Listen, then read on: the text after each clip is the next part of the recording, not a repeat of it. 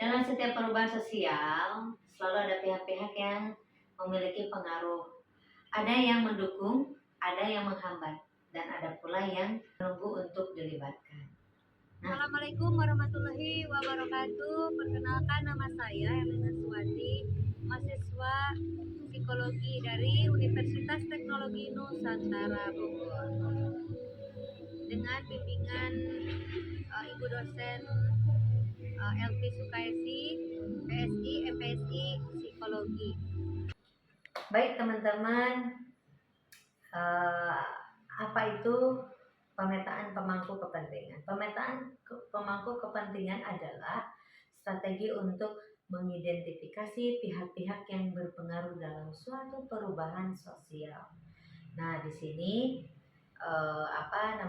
sangat penting dan sangat berpengaruh adanya intervensi sosial. Lalu dengan pemetaan ini kita dapat memahami siapa yang memiliki pengaruh di sini, yang pengaruh besar di sini, siapa yang memiliki juga yang punya kepentingan, serta siapa yang perlu dilibatkan secara efektif gitu. Lalu mengapa pemetaan pemangku kepentingan ini begitu penting untuk masyarakat?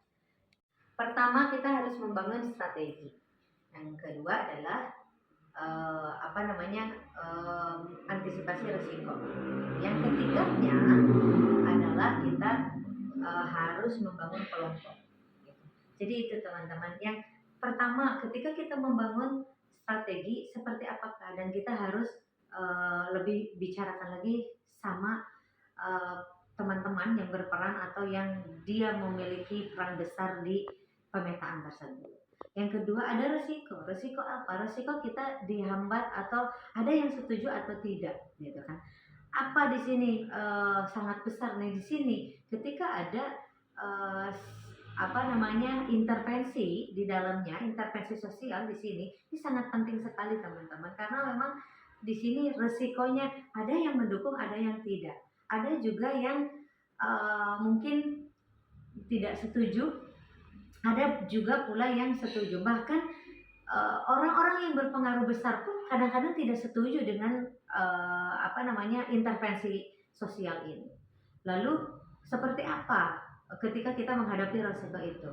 Kita sosialisasikan kepada pemangku yang bersangkutan, gitu kan, untuk solusinya. Lalu yang ketiganya itu adalah kita membangun kelompok atau membangun aliansi bersama kelompok tersebut. Kita strategi yang seperti tadi itu kita bicarakan secara baik-baik bersama pemangku tersebut yang punya pengaruh besar gitu. Jadi kita edukasi, kita obrolin secara baik-baik, lalu apa pentingnya intervensi sosial ini? Karena sangat penting. Intervensi sosial ini adalah sangat penting untuk masyarakat kita gitu kan. Bahkan kadang ada satu fenomena teman-teman, contoh kasus misalkan ada satu anak yang ketika dia dilecehkan, ada pelecehan seksual, seorang anak umur 5 tahun ada pelecehan seksual, lalu dia tidak mengetahui, lalu ibunya pun tidak mengetahui gitu kan bahwa anaknya ini korban dari pelecehan seksual tersebut. Apalagi masyarakat, apalagi pemangku kebijakan, contohnya misalkan entah itu ketua RT, ketua RW, atau kepala desa. Mungkin seperti itu teman-teman. Jadi intinya ketika ada intervensi sosial ini sangat penting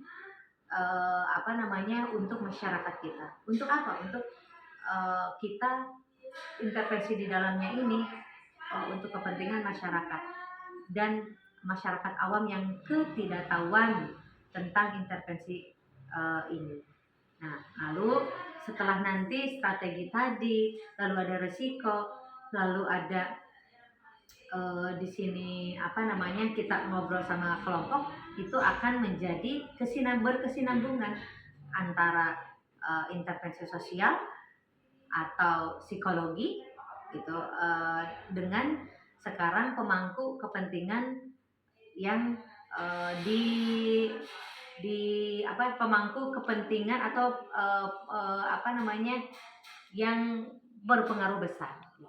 Tetapi ini akan selesai dengan seperti tadi kita ngobrol baik-baik, bicara baik-baik bersama orang-orang yang punya pengaruh besar. Terima kasih. Langkah selanjutnya adalah dimulai dengan mengidentifikasi atau kita memantau setelah kemarin ada rembugan persetujuan bersama pihak-pihak tertentu, lalu kita pantau. Cara pemantauannya adalah dengan bisa seminggu sekali atau 2 minggu sekali supaya di lapangan tersebut intervensi sosial ini berjalan dengan lancar atau ada kendala apapun itu. Lalu perubahan kan sesekali bisa berubah ya teman-teman di lapangan itu. Jadi nanti ada kendala apakah atau ada perubahan apakah itu nanti setelah ada pemantauan seminggu sekali atau per 2 minggu sekali itu kita bisa ada informasi kembali harus seperti apakah selanjutnya gitu. Lalu perubahan sosial ini kadang-kadang kita tidak diduga-duga ya, tidak terjadi.